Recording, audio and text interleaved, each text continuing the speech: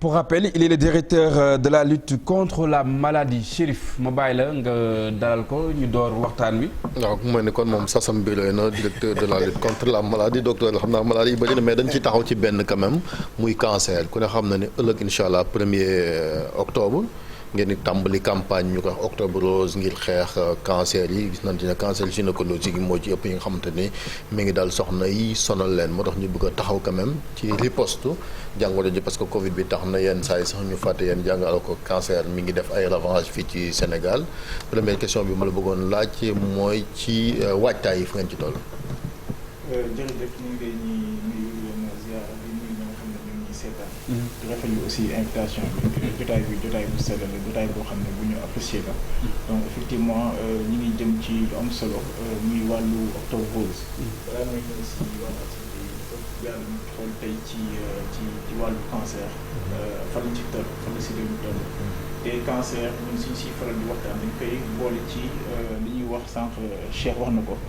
maladie chronique non transmissible. donc jamono yee ñu génn fukki at ci ginnaaw wala ñaar fukki at ci ginnaaw da nga xam ne moo gënoon sonal suñu askan yi mooy maladie infectieuse ay sibiru doomu jàngoro tuberculose VIH mais tey gis nañ ne feebar yi nga xam ne dañ wax feebaru nasaraan la tey moo gën a sonal askan bi yooyu la ñuy wax si nasaraan maladie chronique non transmissible mooy feebar yu dërkiis yi soo gisee si àdduna bi yëpp.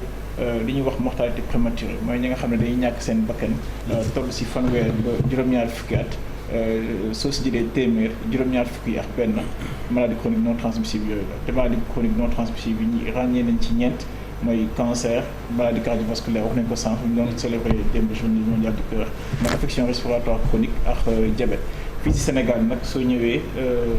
kuréel ba nga xam ne moom lañ dénk wàllu wér-gu-yaram ci mbootaayu xeet yi organisation mondiale de la santé def na benn saytu bi wane ne soo jëlee téeméeri nit ñi nga xam ne ñàkk nañ seen bakkan ci Sénégal ñeent fukki ak ñaar feebar yooyu ñoo leen indi te loolu sax jarul saytu ñun ñi toog rek suñu xoolee fukki décès yoo xam ne wax nañ ñu ko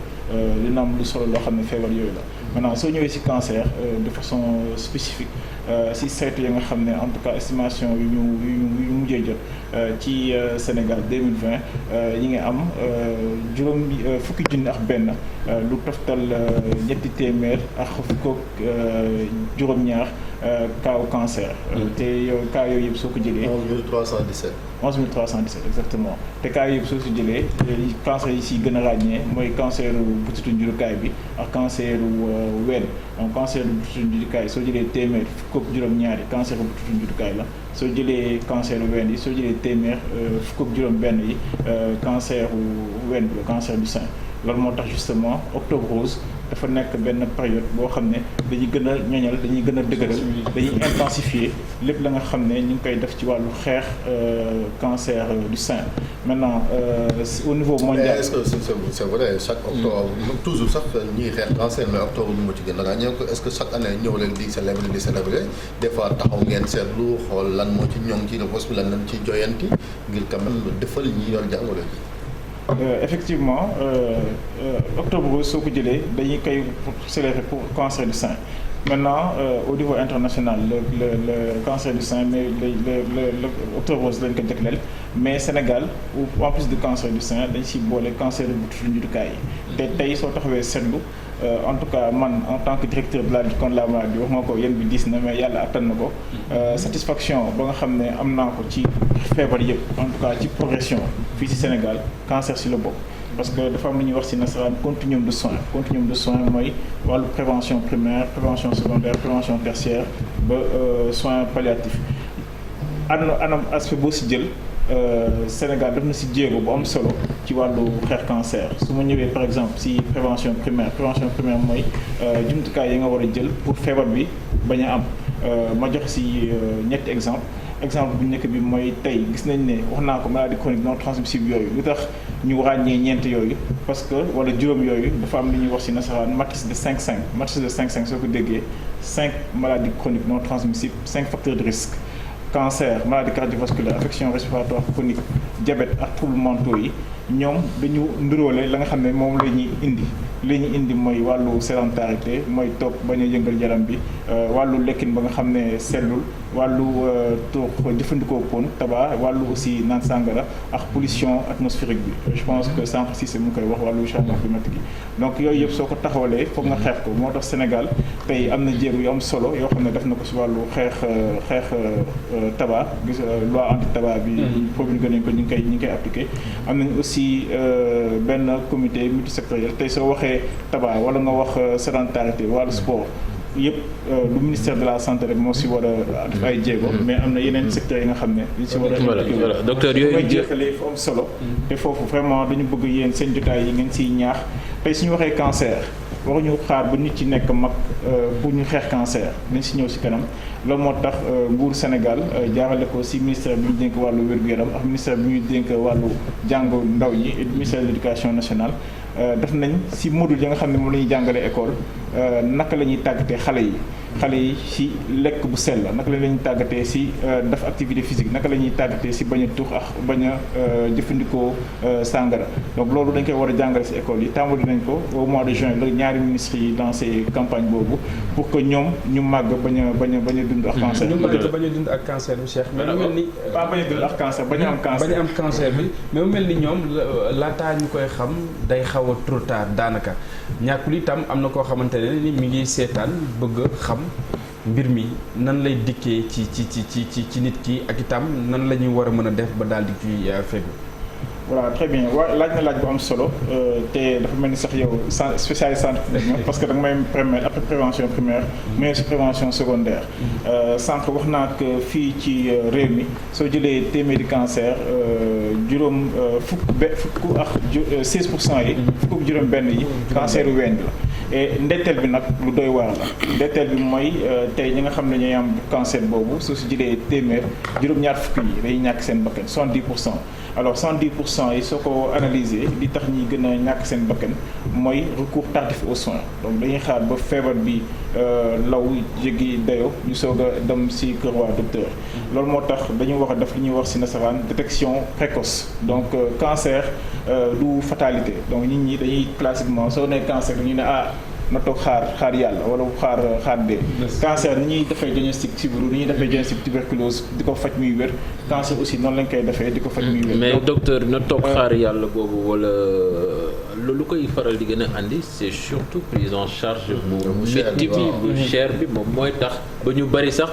suñ ko yoree dañuy préférer dem làqatu ba yàlla jëlee leen fi que ñu dem faju naa ñëw si prise en charge bi léegi nii mais si laaju Cheikh bi dafa am lu am solo lu mu laaj si wàllu détection précoce te loolu dañ koy gën a ñëw si octobre rose bi pour que nit ñi di dem si kër docteur ñu dépister leen précocement te si wàllu boobu am na ñetti éléments yu am solo bu njëkk bi mooy ku nekk mu ngi ko def sa kër mooy li ñuy wax autopalpation mooy jigéen soo tolloo si yenn at yi ngay xool sa wen di ko làmb structure de santé yi mu leen la koy jàngal pour xool lépp la nga xam ne lu bees la wala loo xam ne nodule la wala loo xam ne donj la soo ko si ràññeewee na nga dem waa kër docteur ñu saytu la deuxième élément mooy en plus autopalpation boo xam ne li ci ñoo koy def seen kër yi examen sénologique de sein mooy tey kër docteur yëpp dañ commencé na leen tàggat pour que jigéen même su demee si structure de santé pour sibiru ñu profité si xool examen sein bi xool ndax amul benn doomu jàngoro comme ça benn jàngoro boo xam ne commencé na développé si sein yi et loolu su ko gisee ñu tel ko gis troisième élément non loolu examen boobu day fay autopalpation ku toog këram xool sa wéñ non ba lay wax ba lay wax non docteur non dañuy taxaw nag comme ça noonu leen di docteur ñu ñooy laaj nag bàyyi rek fu ñu ponc bu taxaw ñu rek la ko demaat ci beneen yow tamit di day exposé man taxaw ci examen boobu ngay wax ci est-ce que da ngay fay wala déet si examen sérologique mi ngi mel ni nga dem ñu lay seet sa ñu lay examiner loolu doo si fay dara donc examen jarul benn appareil technicien de santé bi moo lay examiner comme ni muy jëlee stéto teg ko sa dënn mu xool examiner weenu ku jigéen ki ndax amul si jafe-jafe donc loolu autopalpation soo ko defee def examen sénologique mën nañ gis ay signes wala en tout cas ay mandarga yoo xam ne xalaat nañ ne mën na nekk cancer maintenant foofu nag troisième élément bu am solo te nguuru Sénégal daf si jéego bu rëy mooy mammographie te mammographie justement temps normal pendant toute l'année soo demee structure de santé yi li nga siy fay mooy du jàpp 40 000 ba 50 000 mais si Octobre Rose si Octobre Rose si public bi waaw mais si Octobre Rose diwlin ba nga xam commencé la woon ko ci privé bi tam parce que des fois public subventionné ko waaw subventionné parce que si Octobre Rose diwlin ba nga xam ne moom lañu dénk wàllu wér-gu-yaram dafa jox instruction képp ka nga xam ne yaay directeur hôpital foo xam ne sa structure am na mammographie ñu subventionné ko au lieu de 40 000 wala 50 000 dañ koy def 15 000 te Sénégal sans reprendre am na jéego yu am solo tey région yëpp yi nga xam ne ñu ngi ci Sénégal am nañ mammographie Sénégal tey mi ngi disposé de 21 appareils de mammographie région yu mujj yi mooy Kédougou Sédhiou ñoo amul woon mais hôpital yi nga xam ne hôpital yu bees la yu ubbi foofu tax na ñu yëmbal leen mammographie donc tey région yëpp am na mammographie su pour ñëw si laaju cheikh bi si wàllu prise en charge bi dëgg la prise en charge bi si wàllu koom mun naa am ay jafe-jafe te loolu moo tax ñu si nasaraan sànq wax naa maladie chronique non transmissible mais aussi on les appelle les maladies à soins coûteux mooy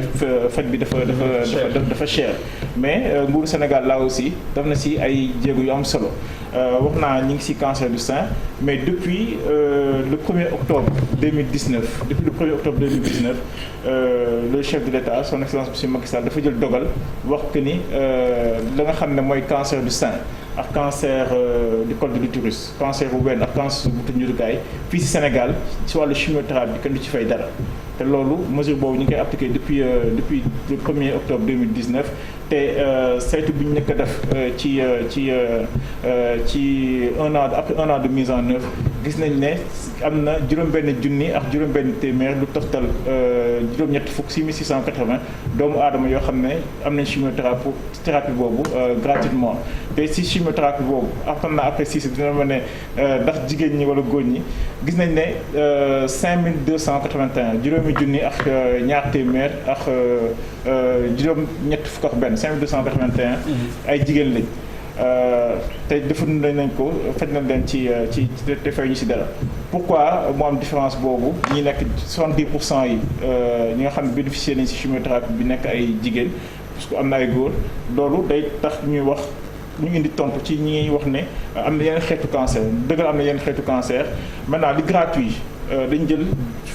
ñaar fukki molécule ñaar fukki garab ak juróom yi nga xam ne day faj cancer yoo xam ne moom la ñuy jëfandikoo pour faj cancer au col de l'utérus cancer du sein mais même molécule yooyu mën nañ faj yeneen xeetu cancer donc de ce fait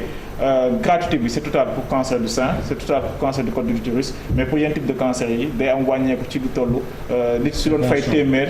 day wàññeeku ba 100%. toujours si prise en charge bi à côté de la chimiothérapie am na radiothérapie donc kenn umpalewul ne si jamono yi ñu génn. machine 2017 waaw coowlu machine boobu mais loolu aussi sur des financements domestiques mooy si koomu réew mi nguuru Sénégal def na ci lu am solo tey Sénégal am na ñeenti accélérateur linéaire ñaar mi ngi ci Dalal Jàmm benn mi ngi ci Aristide Le Dantec et beneen bi bu gën a yees bi mooy hôpital ba nga xam ne inauguré nañ ko ci waajtaayu màggal bi ci Touba. am na accélérateur linéaire ci loolu day contribuer ñu gën a jegeel askan bi soins yi loolu lu am solo la. te ndaw na quand même Sénégal 14 régions fi am docteur. waaw Sénégal 14 régions moo fi am mais soo xoolee ci sous-région bi li Sénégal am ñi ngi jugee la dernière semaine passée. dañ fi daan jóge dem Mali wala Mauritanie pour radiothérapie. waaw ñi ngi jugee la dernière. rajo Petra bi paane Mali ak Mauritanie lan daane. sëñ Chérif dimanche laa jóge Vienne am na benn structure bu am solo buy toppatoo wàllu radiothérapie agence internationale de l'énergie atomique si wàllu xeex cancer dañ si félicité Sénégal si investissement yi nga xam ne Sénégal mu ngi koy def si wàllu financement domestique tey accélérateur linéaire laa wax wóoral si sous région bi li weesu na cobaltothérapie bi mais tey si Sénégal la ñu am si sous région bi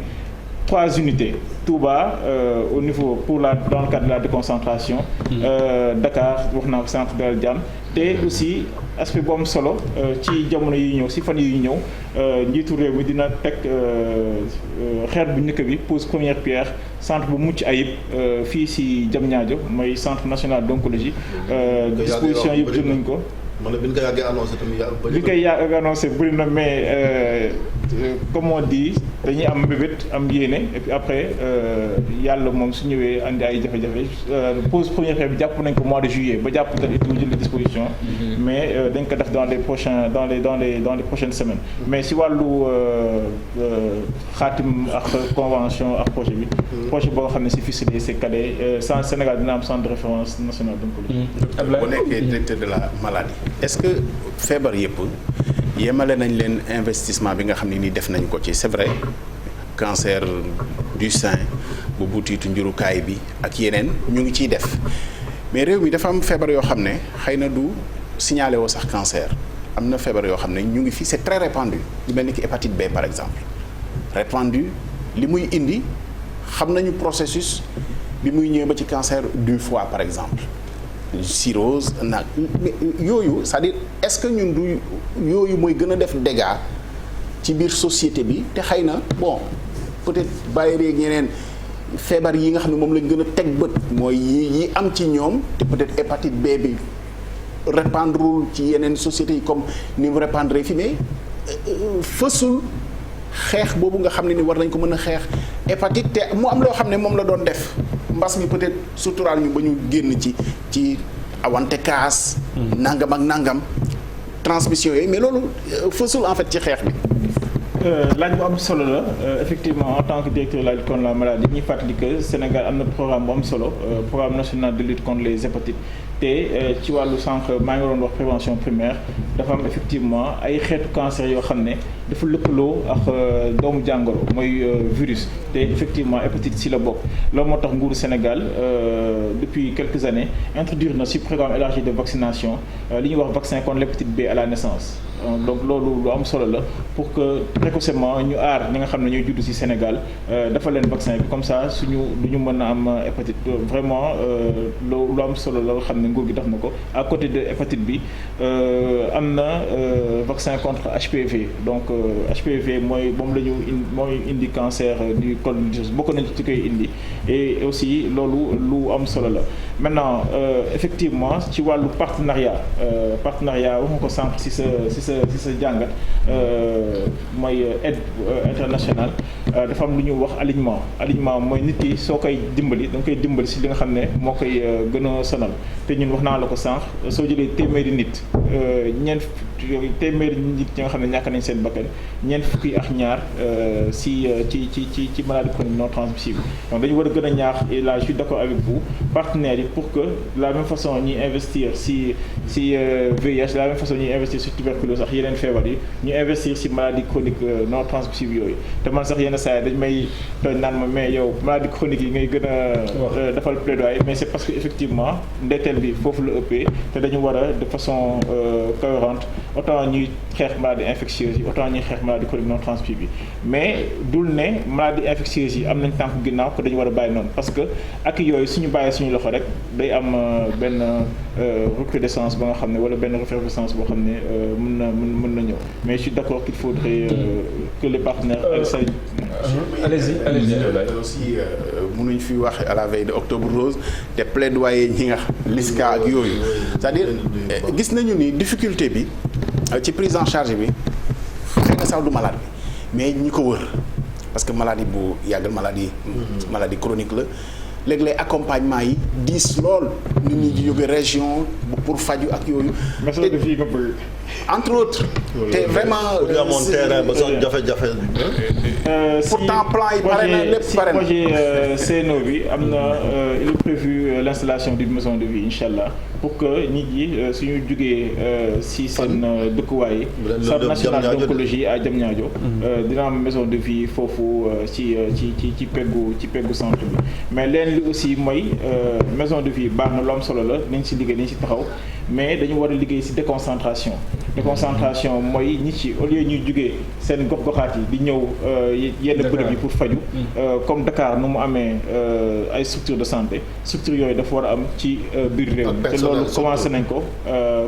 ko wax naa sànq si wàllu chimiothérapie ci Dakar am na juróom benni hôpital yi nga xam ne ñi ngi def chimiothérapie bi soo demee Thiès tàmbali nañ ko soo demee Fatick tàmbali nañ ko fan yi ñëw nañ ko tàmbali Touba moom c'est naturellement mais personnel qualifié bi tam lu am solo la. maa ngi siy ñëw Chérif dama koy suivre docteur moom doo ko relancer en fait dafa bëgg a dem étape par étape. ça ne sert à rien non docteur non man comprendre naa ko Chérif comprendre naa la docteur man comprendre naa la parce que étape par étape la bëgg donc bu am logique dafa am docteur a parlé d'infrastructure boo amee ay infrastructure am personnel qualifié. il faut nga koy fàttali bi aussi ni mu fi toogee noonu la fi ñeneen jaare yoo xam ne wax nañu fi ay jàmbar ci structure yi ñuy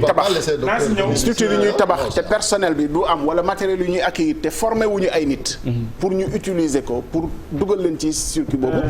loolu ci formation bi la kam je donne l'exemple de Touba ñun dem nañ fa magal bi on a pris gynécologue mooy def lépp par exemple mooy def son travail di jël soxna kii même côté li nga xamante ne mooy taxaw femmes yi nga xam ne ñu am cancer xam nga loolu doy na waar alors que am na ay personnel xëy na yoo xamante qualifié nañ ñi ngi Dakar bañ na ñoo dem ci région yi donc bu ngeen am ay infrastructure jël ay milliards def ko ci région yi te alors qu'on n'a pas de personnel qualifié pour taxawu ñooñu ça sert à rien loolu on peut rappeler le cas du docteur Ndour quand même Matam ba mu booy gay jógee askan wi ci boppam ñoo ne kii moom amal nañu njariñ wu weesu sax li mu nekk gynécologue naa ñëw si wàllu ressources humaines yi mais si déconcentration bi lu am solo la parce que askan ñi nga xam ne ñi ngi Kédougou ñoom dañu am jafe-jafe pour ñëw fii dañu war a yombalal seen faj te tey ñi ngi jéem a déconcentrer chimiothérapie Ziguinchor ak yeneen régions yi maintenant pour ressources humaines may fàttali que cancer wax naa sànq cancer yi nga xam ne ñoom la ñu gën a ràññee cancer du sein cancer du col de l'utérus cancer du foie et cetera spécialité bu nekk ba faj cancer par exemple tey soo jëlee cancer du sein wala nga jël cancer du col de l'utérus gynécologue bi da koy faj soo jëlee cancer de la prostate urologue bi da koy faj soo jëlee cancer du foie gastro-entérologue bi da koy faj donc soo investir si wàllu formation spécialiste yi da ngay investir si wàllu faj cancer te loolu moo tax kenn umpalewul nekk te bourse spécialisation yokk nañ ko mu jógee 650 000 dem si 300 000 pour inciter les gens à faire la formation élément beneen bu important mooy radiothérapie tey Sénégal daaw le première promotion ba nga xam ne moom la ñuy tàggat ay radiothérapeutes génn fii ci Sénégal te wax naa ko sànq bi ñu demee Vienne am na yeneen réew ya nga xam ne normalement dañu waroon yebal seen étudiants yi extérieur France notamment mais dañ ne ñoom au lieu ñu leen yebal extérieur dañ leen yebal Sénégal pour que Sénégal tàggat leen ci wàllu radiothérapie. maintenant ñooñu effectivement seen formation su paree te njiitu réew mi dégg nga bu mu demee Kaffrine que nga xam ne spécialiste la génn nga dañ lay yóbbu ci région yi nga toog fa au moins 5 ans. soog a ñëw Dakar état bi soog a ñëw Dakar te loolu ñu ngi ci taxaw bu xam ne taxaw bu am solo la. te tey lu gën a jafe ci diir bu gàtt. ci diir bu gàtt Sénégal tabax na fi ñeenti hôpital yu bees ñeenti hôpitaux wala. yu bees te. ok amul accord yu bees te soo demee tey ci structure yooyu ñi ngi commencé liggéey ressources humaines yi ñi ngi foofu donc am na jéego ba nga xam ne jéego bu am solo la boo xam ne nguuru Sénégal def na ko ci wàllu infrastructure mais infrastructure ànd ak ressources humaines maintenant soo amee infrastructure am ressources humaines défi bi mooy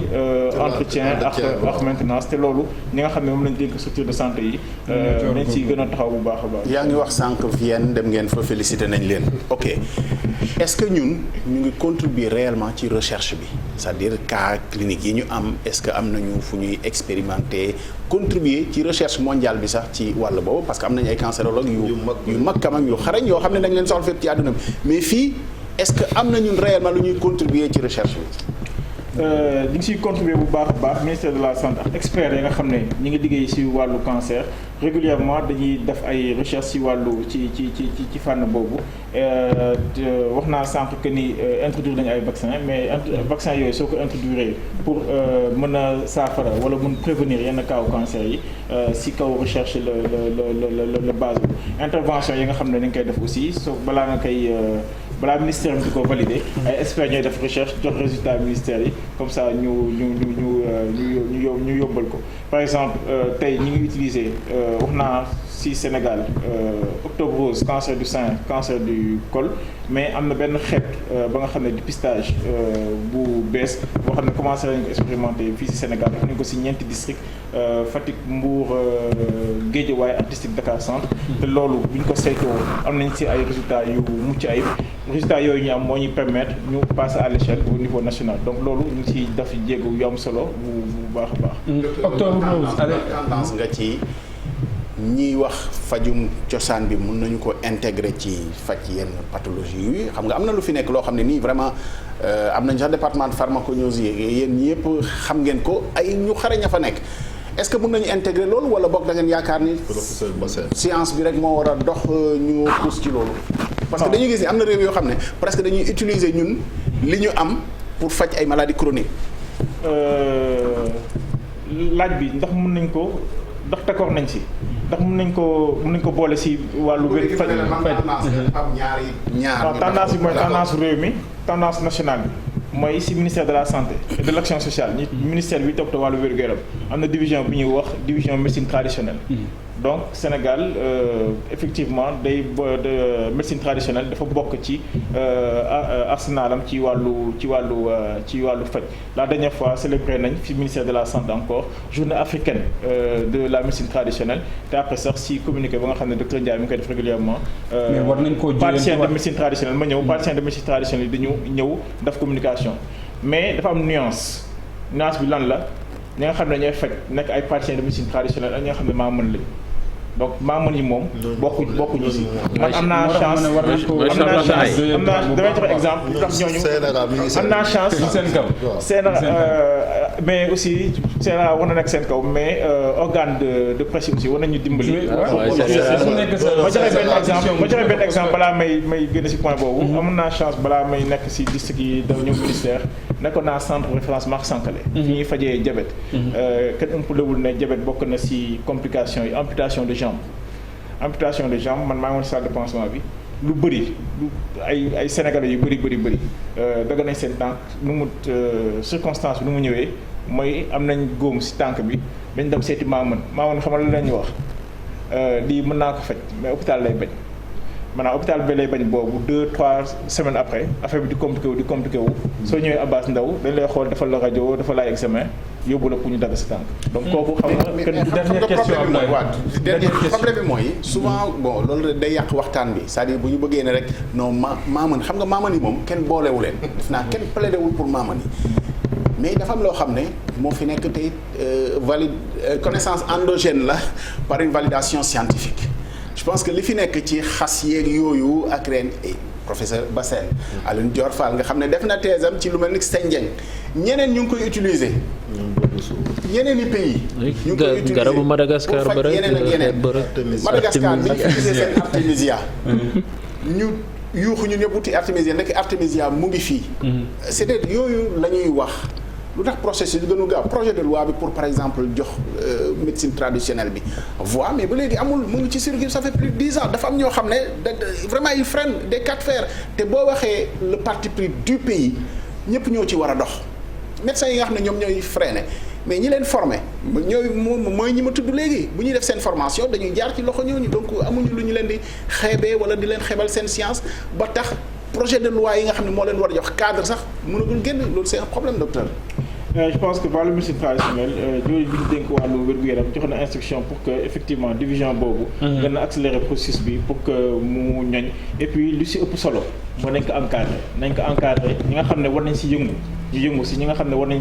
si yëngu ñu beddi leen et puis s'il le faut ñu sanctionner leen balaa ngay jeexal ma permettre ma rek comme si ñu ngi si octobre rose gën a ñaax askan bi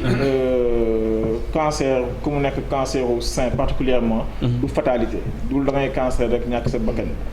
nañ ko teel a gis teel ko saafara teel ko faj ñi ngi ñaax askan bi yëpp ñu def dépistage approché wu justement programme bi sax bëgg nañu ci am qu'est-ce que vous avez prévu pour xëy na dem ci ok dañu bëgg comme ni nga ko waxee te Sénégal am na chance wu am ay organisation de la société civile yu yëngu bu baax te ñu ngi leen ñu félicité di leen gërëm di leen encouragé Ligue sénégalaise contre le cancer notamment nañ organiser ay dépistage mais ñun dañu bëgg intégrer loolu système de routine mooy ki nekk Kédougou ku nekk Tomboronkoto ku nekk Dialokoto ñu intégré wàllu soins de santé primaire soo demee sa kër docteur sa district sanitaire dañ la offrir dépistage bi soo waxee def mammographie ñu def ko te may jeexal ki ne joriñ bi ñu dénk wàllu wér-gu-yaram monsieur Abdoulaye Diouf Sarr ministre de la santé et de l'action sociale ëllëg incha allah ci ajjuma bi 1er octobre dina procéder au lancement officiel octobre rose bi fële ci région de Thiès incha allah. merci beaucoup docteur. merci mais dama may benn rek. rapidement surtout ci wàllu octobre rose bi dafa dem ba feebar bi dañ ko féminiser dafa mel ni. góor ñi sax du leen dal parce que à chaque fois jigéen ñi la ñuy gis ñu nekk en première ligne ci xeex bi.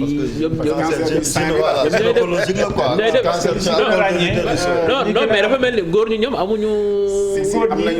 góor ñi am nañ si rôle bu am solo. cancer du sein la cancer du sein naturellement ci jigéen lañ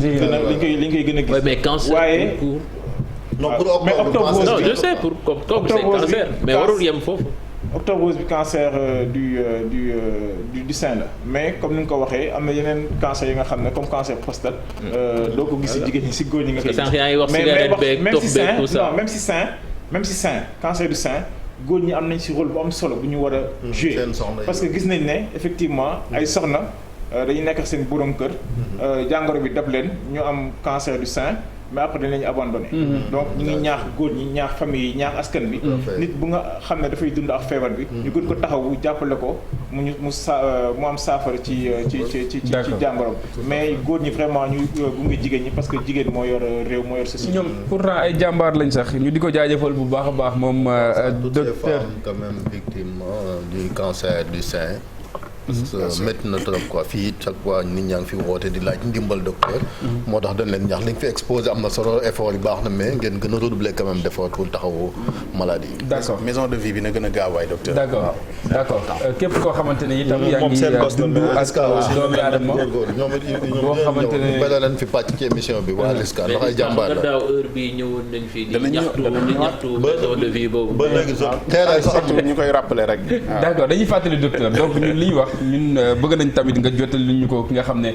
moom la war a tàbbi ci noppam waaye itam di wéyal bu baax a baax li nga xam ne moom moo di sensibilisation bi soxna yi jot na buñ ne octobre rose ngeen dem saytu bu baax a baax li nga xam ne moom moo di seen wàllu wér-gu-yaram ndax itam ay jàmbaar ngeen wér-gu-yaram képp dong ngeen war a mën a am gunge ñi nga xam ne ñoom ñoo di njaboot gi ay at yu bari te du ngeen jàmbat bépp benn feebar loolee lañ leen di ñaanal ñu jaare fi bural jotaay wi nag ci seen émission info du matin mu nekkoon 4e numéro ginnaaw bi ñu jugee Touba tey la ñu door li nga xam ne moom moo di émission bi ñu doon dalal docteur Babacar Gueye directeur de la lutte contre la maladie ngir rek ñu amal jotaay bu am solo bile ci wàllu wér-gu-yaram dig daje ëllëg incha allah waxtu wile daañ fi teewaat maanaam bu 6h30 jotee daal di leen di rek digtal seen émission info du matin waaye itam léegi ak rédaction bu télévision Futur Média 13h daañ fi teewaat jukki leen xibaar yi ci kàllaamay Kocc lu mooy loolee itam des leen di wéy ak programme TFM jaa ngeen jëf mbokk yi ñu yendu jàmm